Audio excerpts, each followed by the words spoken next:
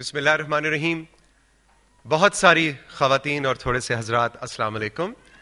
میرا نام توثیق حیدر ہے اور آج کی اس سپہر مجھے یہ فخر حاصل ہے کہ میں آپ سب کو یہاں اسلام آباد میں خوش آمدید کہوں.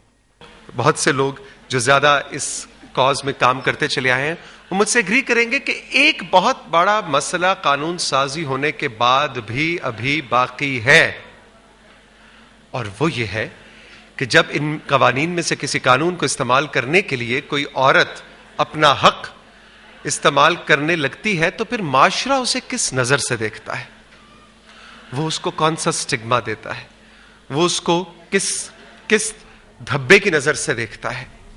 اس کے لیے ضروری ہے کہ ہم تمام خواتین میں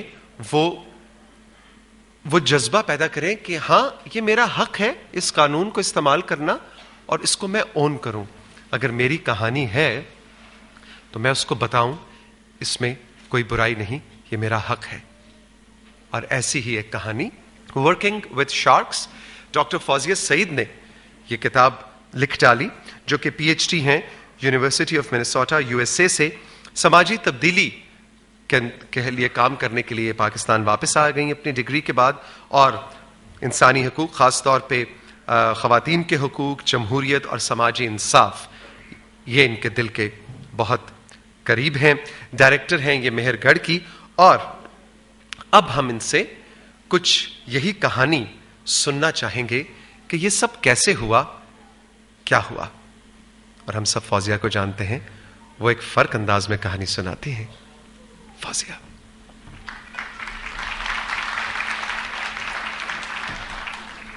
ہمیشہ سب کو جوش دلاتی رہی ہوں، موٹیویٹ کرتی رہی ہوں. اپنی کہانی کہنا مشکل ہوتا ہے، اپنی کہانی کہنے کے لیے آپ کو والنریبل ہونا پڑتا ہے.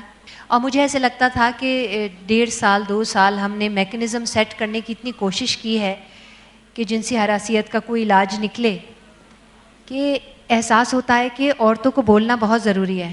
اور مجھے لگا کہ شاید میرا حق نہیں بنتا کہ میں آپ سب بہنوں سے کہوں کہ آپ بولو، آگے آؤ بولو، جب تک میں خود نہیں بولوں.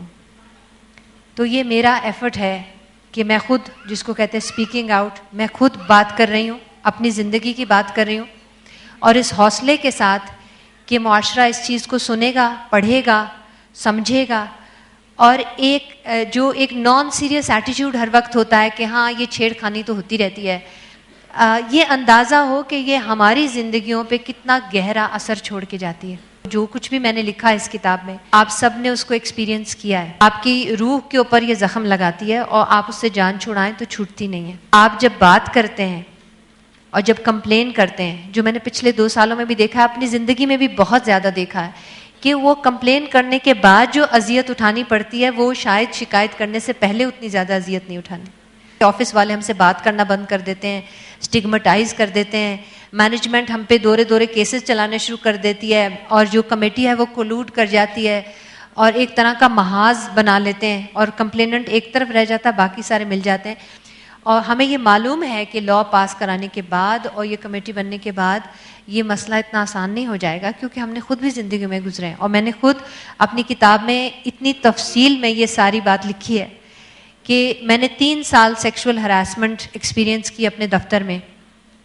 ایک میرا سپیریئر مینیجر تھا، اور مزے کی بات یہ ہے کہ ہم میں سے کوئی عورت بولی نہیں، اس وجہ سے کہ ایک تو ہمیں یہ بڑی جستجو ہوتی ہے کہ ہم اپنے آپ کو پروو کریں.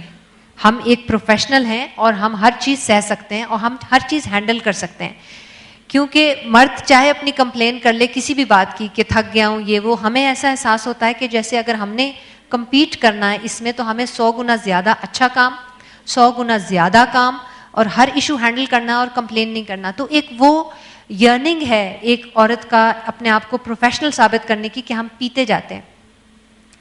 مگر اس کا دوسرا رخ میں نے یہ دیکھا کہ جو مرد اس قسم کا کام کرتے ہیں وہ 100% اس بات پہ کاؤنٹ کرتے ہیں کہ بولے گی نہیں.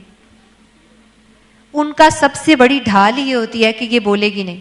تو جب میں نے ایک آواز اٹھائی، بلکہ ایک اور میری کولیگ تھی پہلی، اس نے مجھ سے آ کے کمپلین کی کہ یہ شخص ایسے کرتا ہے. وہ میرے پاس اس لیے آئی تھی کہ یہ تو بڑی مضبوط عورت ہے، اور یہ تو اس وقت میں جینڈر یونٹ کو ہیڈ کرتی تھی، تو وہ میرے پاس کمپلین کرنے آئی اس شخص کی, اور مجھے 2 دن لگے یہ اتنا کریج پیدا کرنے کے لیے کہ میں اس کو یہ کہوں کہ میری بہن یہی سارا کچھ وہ مجھے بھی کہتا ہے.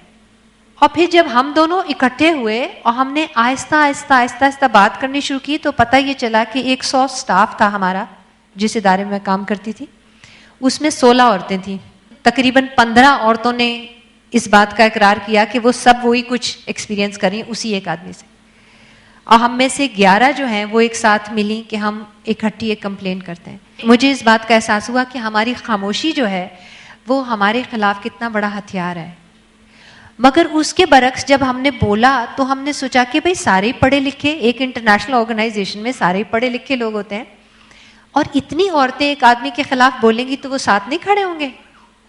مگر آپ یقین کرو کہ کوئی بھی ہمارے ساتھ نہیں کھڑا ہوا, اور اس کے بعد کوئی 1.5 سال اتنی اذیتوں کا سامنا ہمیں کرنا پڑا کہ مجھے اگر آپ ترازو میں رکھ کے کہو تو مجھے وہ 3 سال کی ہراسمنٹ سے کہیں زیادہ عذاب وہ لگا جو پھر باقی کے سارے آرگنائزیشن نے یا باقی کے معاشرے نے ہمارے ساتھ کیا.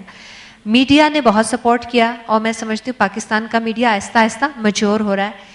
پھر کچھ مینجمنٹ میں, اور پھر جب ہم ملک سے باہر شکایت لے کر گئے تو وہاں انٹرنیشنل لیول پہ ہمیں بڑی سپورٹ مل گئی. جو آپ سب سے مجھے کمٹمنٹ چاہیے وہ یہ ہے کہ جب کوئی عورت بولے گی تو آپ سالیڈیرٹی میں اس کے ساتھ کھڑے ہوں گے.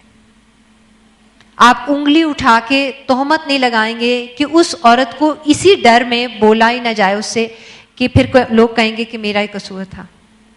ہم یہ آج کے بعد نہیں کہیں گے, اور یہ آج 22 دسمبر 2011 کو میں آپ لوگوں سے وعدہ لینا چاہتی ہوں کہ جب بھی کوئی عورت بولے گی آپ ججمنٹ نہیں دیجئے کہ قصوروار تھی یا نہیں قصوروار تھی, آپ کچھ بھی نہ کیجئے, آپ صرف سالیڈیرٹی میں کھڑے ہوں. انویسٹیگیشن میں خود انصاف ملتا ہے. جو ہمارا کیس ہے, بہت سارے لوگ جو ہیں وہ ابھی بھی مجھے اسٹگمیٹائز کرتے ہیں. بہت دکھ کے ساتھ یہ کہنا چاہتی ہوں کہ کیس ہم لوگوں نے آج کے دن 22 دسمبر 1997 میں فائل کیا تھا. ہمیں 2 سال لگے اس کو لڑتے ہوئے, مجھے بھی اپنی نوکری چھوڑنی پڑی, اور ایک ایک کر کے ان تمام عورتوں کو اپنی نوکریاں چھوڑنی پڑیں کیونکہ ہمارے سانس لینے کی بھی جگہ نہیں تھی. لیکن وہ 1999 میں ہمارا کیس کنکلوڈ ہوا تھا, اور آج 2011 ہے. میں نے آج ان تمام عورتوں سے پوچھا کہ یہ کتاب بالکل جب میری فائنل ہو رہی تھی کہ میں آپ کے نام ڈال دوں یا میں آپ کا نام چینج کر کے ڈالوں, تو میرے سمیت صرف 4 عورتوں نے کہا کہ ہمارا نام آپ ڈال دیں. اور یہ میرا خیال ہے اس بات کی نشاندہی کرتا ہے کہ آج بھی ہمارے معاشرے میں, ہمارے کیس کو کتنے سال ہو گئے, آج بھی ہمارے معاشرے میں وہ جگہ ہی نہیں ہے کہ ایک عورت کھڑے ہو کے, یہاں جس طرح میں سپاٹ لائٹ میں بیٹھی ہوں, کاش کہ ہم 11 یہاں پہ کھڑے ہوتے آپ کے سامنے اور کہتے کہ 1999 میں ہمارا کیس, اب تو ہمیں وہ والا خطرہ بھی نہیں رہنا چاہیے, لیکن کاش کہ یہاں ہم 11 عورتیں آپ کے سامنے کھڑے ہو کے اور اپنی کہانی بتاتی. میرے آڈینس میں مجھے معلوم ہے کہ ان میں سے 2 یا 3 خواتین یہاں پر ہیں.